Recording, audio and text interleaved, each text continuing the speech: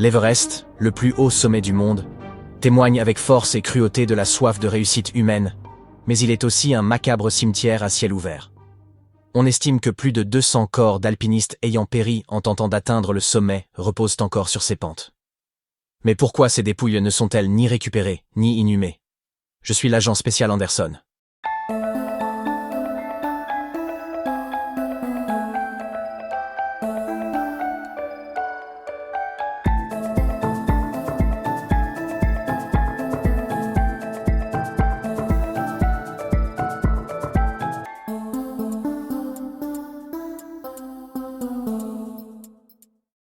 L'Everest, le plus haut sommet de la Terre, se dresse comme un monument fascinant et mortel à l'ambition humaine, et ses pentes sont jonchées de la dure réalité de cette ambition, les restes gelés d'alpinistes.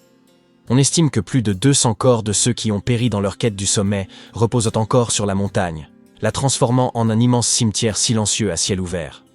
Ces corps tragiques ne sont ni récupérés ni inhumés en raison d'une combinaison accablante de difficultés physiques insurmontables, de coûts prohibitifs et de risques extrêmes pour toute équipe de secours potentielle.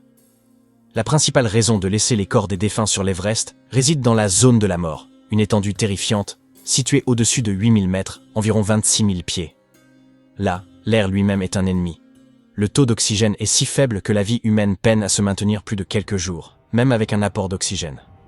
Les températures chutent à des niveaux inimaginables, souvent plusieurs dizaines de degrés en dessous de zéro, et le climat est notoirement instable, capable de déchaîner soudainement de violents blizzards et des vents de force ouragan sans prévenir. Dans un tel environnement, la survie est un combat permanent, sans parler d'une opération de récupération complexe. Un corps humain, surtout s'il est congelé et potentiellement pris dans des couches de glace et de neige, peut peser lourd, souvent plus de 150 kg. Tenter de déplacer une telle masse à travers le terrain accidenté et souvent quasi vertical des hauts sommets de l'Everest est une tâche incroyablement ardue et chronophage. Cette opération exige l'intervention de plusieurs Sherpas très expérimentés, qui repoussent les limites de l'endurance humaine, ainsi que du matériel spécialisé et encombrant. Chaque pas est périlleux, le terrain est instable, les avalanches constituent une menace constante, et un seul faux pas peut précipiter sauveteurs et victimes dans une chute vertigineuse. Par le passé, les tentatives de récupération de corps ont tragiquement parfois entraîné des décès supplémentaires au sein des équipes de secours, soulignant l'immense danger encouru. Le risque encouru par ceux qui entreprennent une telle mission dépasse souvent la faisabilité de la récupération. De plus, le coût financier d'une telle opération est considérable. La logistique complexe, incluant le matériel spécialisé, les importantes réserves d'oxygène et la rémunération des équipes de Sherpas hautement qualifiées pour une période prolongée, peut faire grimper le coût d'une seule récupération de corps à plusieurs dizaines de milliers, voire plus de 100 000 $.